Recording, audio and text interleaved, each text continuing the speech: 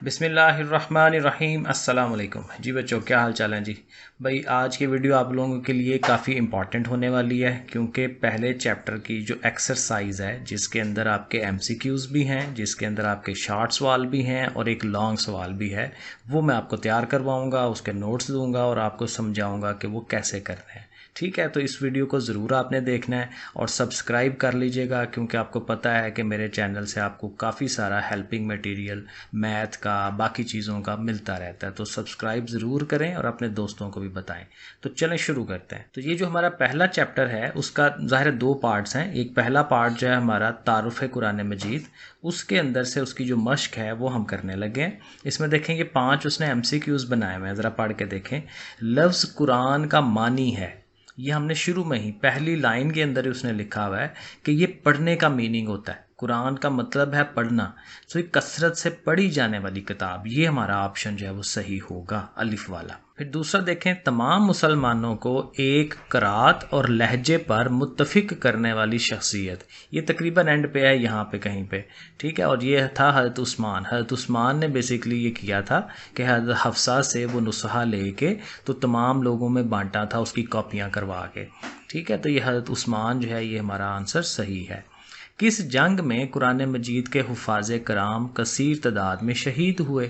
तो ये जंग यमामा थी। तो ये देखें यहाँ करके लिखा हुआ है कि जब जंग यमामा में कुरान मजीद के सैकड़ों हुफ़ाज़ कराम शहीद हुए, ठीक है। तो ये जंग यमामा हमें याद रखना है। फिर नंबर 4 है, हुकूमती सरपरस्ती में हज़रत अबू बकर सिद्दीक़ रज़ियल्लाहु अन्हु की तरफ से कुरान मजीद की जमा और तदवीन के लिए किस बंदे को सरबराह, किस सहाबी को सरबराह मुकर्रर किया गया? तो ये भी नाम लिखा हुआ है, हज़रत ज़ैद बिन साबित। ये देखें यहाँ करके लिखा हुआ है हज़रत ज़ैद बिन साबित। आखिरी जो पैराग्राफ है उसके स्टार्ट पे ही लिखा हुआ है, ठीक हो गया। नंबर 5 है, हज़रत अबू बकर सिद्दीक़ रज़ियल्लाहु अन्हु के दौर में जमा किए जाने वाला कुरान मजीद का नुस्खा किन के पास में महफूज था या मौजूद था? तो ये ज़ाहिर हज़रत हफ्सा के पास था, ठीक है। आप देखें ना, ये हमने अगर डिटेल से पढ़ा हुआ है, पिछली वीडियो में मैंने ये डिटेल से पढ़ाया आपको, तो वो अगर नहीं देखी तो ज़रूर देखें, क्योंकि हमेशा डिटेल से पढ़ना, चीज़ को समझ के पढ़ना बहुत ज़रूरी होता है, तो ये चीज़ें खुद ही याद हो जाती हैं। तो ये हज़रत हफ्सा का हमें याद रखना है। अब चलते हैं मुख्तसर सवालात के ऊपर। ये उसने 5 मुख्तसर सवाल दिए हुए हैं, तो इनके जो आंसर्स हैं मैंने फिर कॉपी पर लिख लिए हैं, नोट्स बन जाएंगे, तो वो मैं आपको बता देता हूँ। पहला जो हमारा मुख्तसर सवाल है वो उसने कहा जी कुरान मजीद का तारुफ बयान करें। अब ज़ाहिर है कि मैंने खुद से लिखा है उसको, और बड़ा अच्छा ये एक सवाल बन गया शॉर्ट वाला। कुरान मजीद अल्लाह का कलाम है, ज़ाहिर अल्लाह की बातें हैं जो हज़रत मोहम्मद सल्लल्लाहु अलैहि वसल्लम पर नाज़िल हुई। ये दुनिया में सबसे ज़्यादा पढ़ी जाने वाली किताब है और ये क़यामत तक तमाम इंसानों के लिए हदायत का ज़रिया है। क्योंकि हमने एक तारुफ बताना है कि कुरान मजीद है क्या, तो हम कह रहे हैं अल्लाह का कलाम है, हज़रत मोहम्मद सल्लल्लाहु अलैहि वसल्लम पर नाज़िल हुई, सबसे ज़्यादा पढ़ी जाने वाली है और क़यामत तक के इंसानों को हदायत मिलती रहेगी। तो ये 3-4 बातें हमने तारुफ की बता दी, भाई कुरान मजीद ये है। किसी बंदे को नहीं पता तो हम उसको बता रहे हैं भाई कुरान मजीद क्या है। तो वो देखें, बड़ी सबसे जो अहम बातें हैं वो सारी हमने इसमें डाल देनी है इसके आंसर में, और ज़ाहिर रखना शॉर्ट है, ये असल इसका मकसद है कि थोड़ा रखना है। तो ये 3-3.5 लाइनों के अंदर हमने 4 बातें बता दी, तो ये बिल्कुल सही है। फिर आगे है, कुरान एक आलमगीर किताब। तो कहता है इस पे ज़रा एक्सप्लेन करें, ये क्या बात हुई? तो ये आलमगीर मैंने पिछली वीडियो में भी बताया था कि आलमगीर उसको कहते हैं जो पूरे आलम पे छाई हुई है, पूरी दुनिया के अंदर। जैसे अब इंग्लिश लैंग्वेज है तो ये भी आलमगीर है, ठीक है ना। तो कुरान एक आलमगीर किताब इसीलिए है कि ये तमाम इंसानों के लिए बनाई गई है।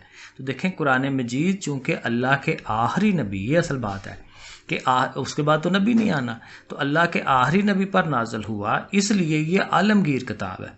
क्योंकि ये ऐसी बुक है, उसके बाद तो नबी कोई नहीं, तो नबी कोई नहीं तो फिर बुक कोई नहीं आनी, तो इसलिए ये ऐसी बुक होगी कि पूरी दुनिया के लोगों के लिए होगी। और ये किताब किसी ख़ास वक्त या कौम के लिए नहीं है, बल्कि क़यामत तक के लोगों के लिए है। तो ये हमारा ये वाला आंसर इसका बनेगा। फिर तीसरा सवाल है, कुरान के महफूज होने की वजह बताएं, कि अभी तक महफूज है या आगे भी महफूज रहेगा, तो उसकी रीज़न क्या है? तो रीज़न बड़ी सिंपल सी है कि अल्लाह ताला ने खुद ही इसकी हिफाजत का ज़िम्मा लिया है। और आपको पता है अल्लाह की जो पावर्स हैं वो तो इंसान की तरह की तो नहीं हो सकती ना। तो अल्लाह जिस चीज़ को महफूज रखना चाहता है खुद, तो वो तो फिर वो उसने कह दिया तो फिर कह दिया, वो तो होना ही होना है। तो आंसर हम क्या लिखेंगे, चूँकि ये किताब क़यामत तक के इंसानों के लिए है, इसलिए इसकी हिफाजत का ज़िम्मा भी खुद अल्लाह ने अपने ऊपर लिया है, और जिसकी हिफाजत का ज़िम्मा अल्लाह ने ले लिया हो उसको कौन तब्दील कर सकता है। तो ये हम उसकी रीज़न बताएंगे, वजह बताएंगे कि क्यों महफूज है। चौथा सवाल है कि कुरान का एजाज़ क्या है। एजाज़ असल में कहते हैं गैर मामूली चीज़ को, ठीक है, एक्स्ट्रा ऑर्डिनरी चीज़ क्या है कुरान मजीद में। तो हमने इसकी ज़ाहिर है बहुत सारी चीज़ें आ सकती हैं, लेकिन हमने अपने किताब के हिसाब से ही चलना है। तो कहते हैं कुरान मजीद के अल्फाज और उसके अंदर जो मालूमात हैं वो कुरान के एजाज़ की दलील है। पहली बात तो ये हो गई कि जो लफ्ज़ यूज़ हुए हैं उसके अंदर, जो उसके अंदर मालूमात हमें दी गई हैं, वो उन्हीं से आइडिया होता है कि ये बड़ी ज़बरदस्त चीज़ है। ये कुरान का एजाज़ है कि इसे पढ़ने वाला उकताहट का शिकार नहीं होता, बल्कि उसे लज्जत और सरूर महसूस होता है। तो ये दो बातें हम इसमें बता देंगे। उसके बाद पांचवा जो सवाल है, आखिरी शार्ट सवाल, अहद रसालत में तदवीन कुरान क्या है। तदवीन कुरान वही कि तदवीन मतलब कि इकट्ठा करना, लिखना, ठीक है, जमा कर लेना उसे, तो ये लिख लेना बेसिकली उसके मीनिंग में आता है। लेकिन कब अहद रसालत में, जब नबी करीम सल्लल्लाहु अलैहि वसल्लम खुद मौजूद थे।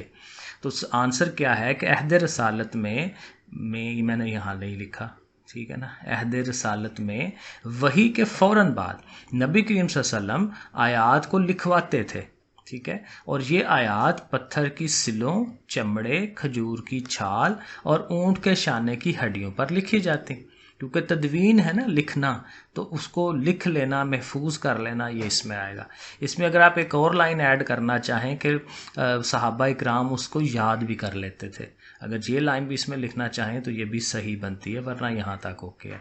तो ये हो गए जी इसके शार्ट सवाल। एक इसमें लॉन्ग सवाल है, तफसीली जवाब। कहते हैं जी अहद सहाबा इकराम में जमा और तदवीन, अब ये दोनों हैं कि इकट्ठा करना, जमा करना और तदवीन लिखना वगैरह, कुरान मजीद के हवाल बयान करें। अब चूँकि ये लेंथी क्वेश्चन है तो इसके लिए आपको कितना लिखना चाहिए, मेरे हिसाब से यहाँ से स्टार्ट करके ना तो आप एंड तक ले आएँ। हज़रत अबू बकर सिद्दीक ने, हज़रत उमर फ़ारूक और दीगर, यहाँ से इस लाइन से स्टार्ट करें, यहाँ तक ले आएँ, तो ये आपका लॉन्ग क्वेश्चन बन जाएगा। अब अज़ान भी शुरू हो गई, हमारा डन हो गया। ओके फिर बच्चों, अल्लाह हाफिज़।